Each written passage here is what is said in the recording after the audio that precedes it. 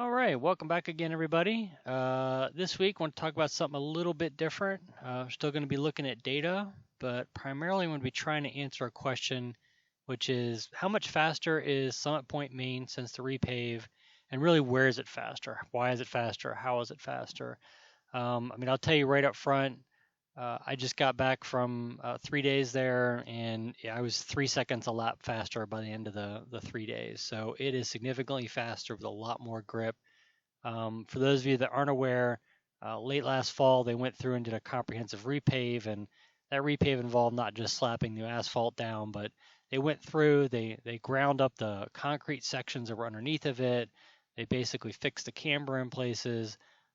Tried to maintain the character of the track, but put down, real motorsports grade asphalt, smoothed it out, made a lot of other small improvements that you'll see as you go around the track. Like aprons are now consistently wide on either side, and that don't suddenly disappear.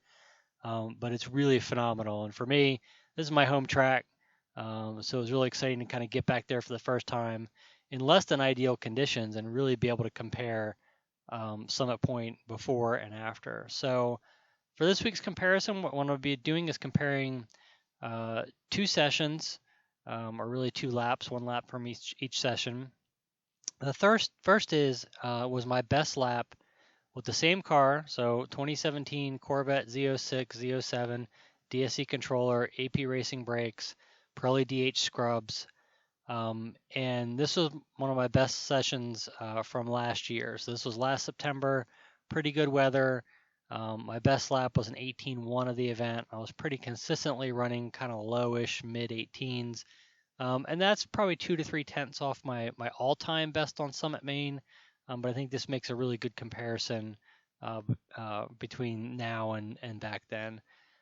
This past week, the conditions were not quite as great.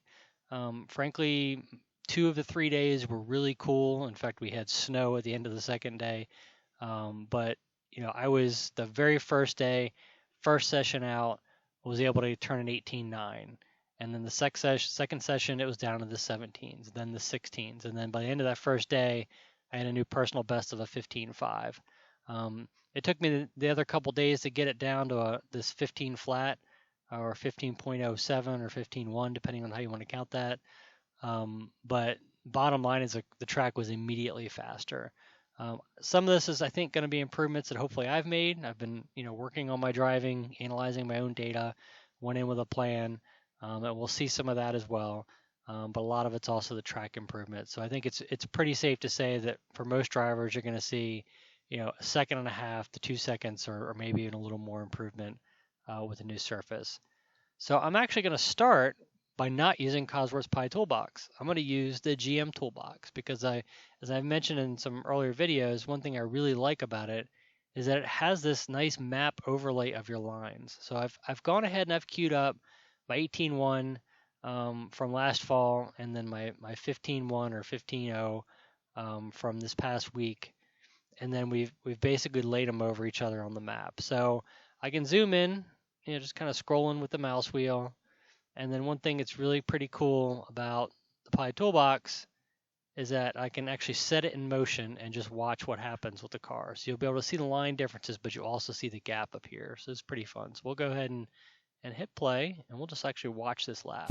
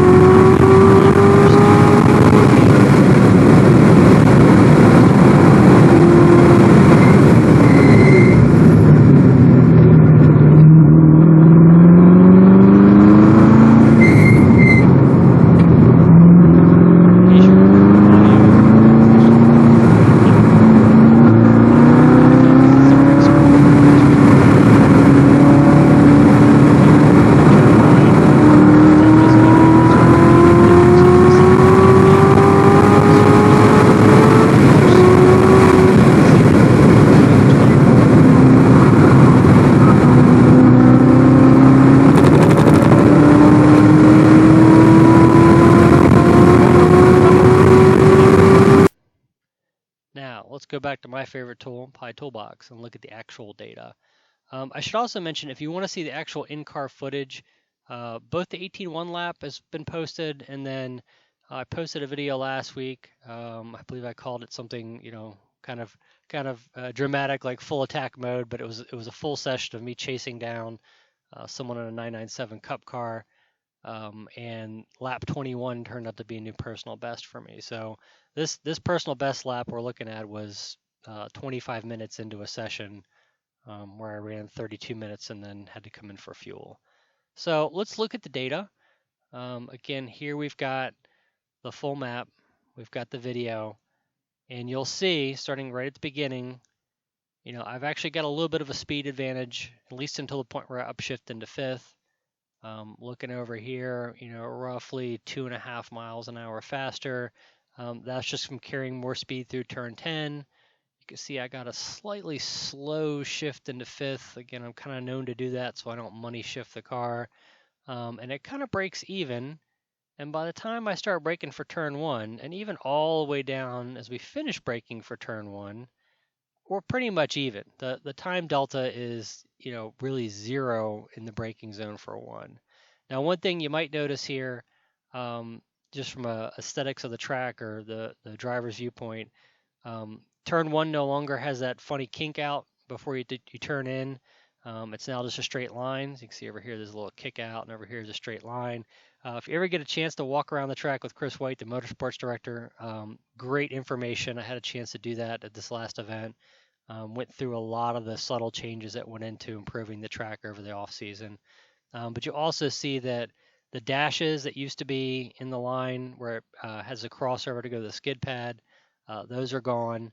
And it's just a solid line. So if you're like me and you're saying, well, turn in at the third dash, you can't do that anymore, you better have another reference point. But at this point, we get down to turn 1. So first of all, I'm always working on that kind of nemesis, I think, for all drivers, which is not overslowing the car, carrying more speed mid-corner. And you can see here, at the apex of 1, I am carrying a couple more miles an hour. In fact, at this particular phase, it's 4 miles an hour faster. And if you watch my throttle application up here, I had this little blip on the gas, but I'm back on the gas much sooner. But the thing you might also notice is I discovered that there's so much grip now, I can actually come out of turn 1 in second gear as opposed to third gear. So what that does is it actually opens this huge speed delta gap because I'm able to accelerate so much harder. So coming out of turn 1, going full throttle, all the way up until I shift here, I've built a almost 8 mile an hour speed difference at that point. Now I lose some speed and I lose some time downshifting, and that kind of narrows the gap. But again, brings it down to, even after the shift, I'm still running, 5-6 miles an hour faster all the way down from exiting turn 1 to turn 3. So a huge section of time is actually made up by being able to come out of 1 harder, carrying more speed through 1, and being able to carry that speed all the way down that straight from 1 to 3. So if you look at our time delta, we're basically about even at the apex of 1. By the time we lift for 3, it's 0.6. So 0.6 of a second faster just in that one section of track. Again here, you'll see we lift. I'm carrying more speed through 3, so this is me actually lifting and braking for turn 3. I'm able to carry a lot more speed, although the min speed, right at least at this point, is pretty similar, but you see I'd overslowed a lot more and then went back to throttle before to kind of weight the back end down on the old lap. Whereas with the new surface, it's just way more comfortable to basically carry more speed, gently get back on the throttle, keep the back end weighted, and again accelerate coming out of 3 up over the hill. So again, here we see another one of those big speed gaps, right? So, 5 miles an hour at this point, roughly up until the point where I brake for the kink, and I'm braking at pretty much the same point. I'm working really hard against one of my personal things on trying to stay foot to the floor until it's time to actually brake for 4. I have a tendency to lift and coast.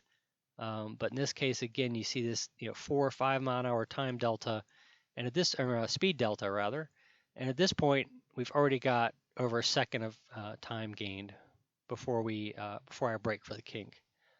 A lot more speed going through the kink, a lot less brake. Again, really big speed differences here, almost 10 miles an hour. Again, some of that's driver. I think it's something I was very consciously working on. It helps that I had the bit between my teeth trying to catch this pesky 911 up here. But that, again, a huge speed difference in the chute, past 4, down into 5. Now, I'm actually going to change charts real quick here and show you a couple of the data points before we keep rolling through the track. I created a different sheet here, very similar, but I call this input 2. I took the video out and I added a couple things. So right here in the middle, what you're looking at is this is lateral acceleration, and it's the absolute value of lateral acceleration, so we don't have the funny left-right stuff. So you'll see, turn 1, lateral acceleration at its peak is a good 10th to 0.15 Gs higher with the new surface than the old surface. And it's worth noting this isn't tire either. These tires I had on last week, they were Pirelli scrubs that had been used last season and then sat in an unheated garage all winter. So they're definitely not primed for certainly new Pirellis. They're certainly not even primed for scrubs. It'd be really interesting to see once the track gets rubbered in and we get some warmer temperatures. Again, from perspective, the temps here were around 50 degrees on this particular lap. With fresher tires, what kind of laps the car would turn, because I think there's a lot more left in it. 14 certainly. So again, you can see the lateral G load all the way through 1 is substantially higher. In places it's 3/10, almost 4/10 of a G higher. And so that's really confidence inspiring. The fact that it's smooth is really confidence inspiring. You've got these much higher G peaks. And then again, what you see is down here, I incorporated the effective torque channel that I've talked about, where I basically multiply the torque output being requested of the engine by the gear ratio. And you can see in places like this is turn 1, I'm putting down a lot more torque because I'm in a lower gear and I'm able to get back to full throttle sooner. You'll see also down here when we get and talk about 5, 6 and the carousel, same thing. I'm actually using second gear there to give it a quick squirt of throttle at higher acceleration to basically build some speed and carry that speed longer. So I'm going to flip back over to the chart, but I want you to see some of these other data points here. A lot more lateral Gs, definitely indicative of higher grip, and that's in turn allowing me to put a lot more power down, building the speed. So we left off, we were coming down, and we are braking for turn 5, the slow left-hander. And you can see, again, a lot higher minimum speed. So I was working on this again very consciously, but the grip was there to support it. So the car, I was able to get in to that turn at 6 miles an hour faster or so, carry that speed between 5 and I guess that's 6A, the right-hander that leads into the carousel. And then it's kind of similar from there. That's probably me not quite doing the right line through there. But from a speed difference, let's kind of back up a little bit. And at this point, we're 1.7 seconds faster. So after we made the left turn into 5, we've accelerated. I'm 1.7 seconds faster than I was on the old surface. So making up a little bit of time to the carousel, pretty similar, no real surprises, still more grip. But since I'm carrying a little more speed, I'm kind of at the limit of the grip that I have.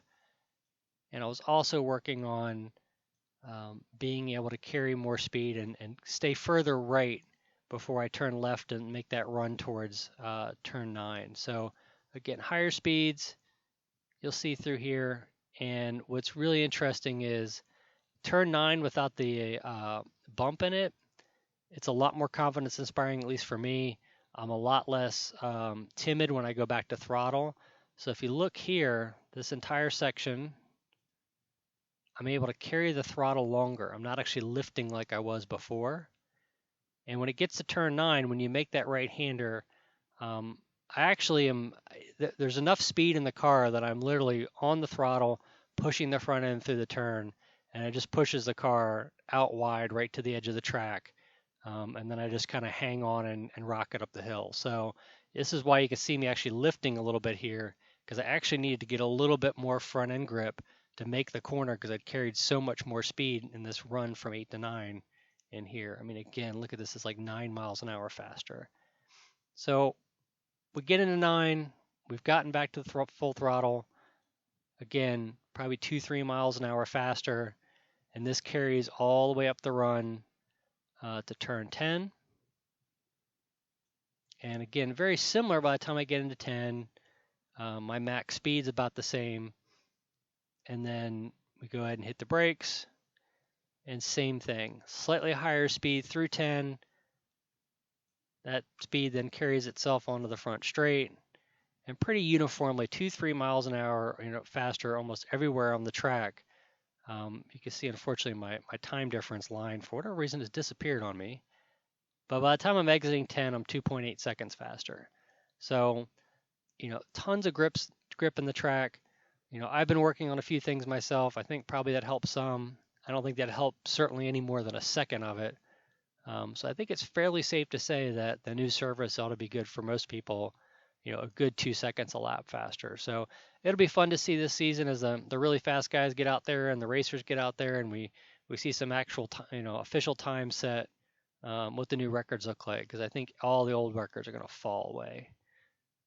So that's everything I got for this week. That's a quick review of the improvements to Summit Point, Maine. Highly recommend getting out there if you're anywhere able to get up in the area. This, for me, like I said, is my home track, and it's absolutely a blast, particularly with the new service.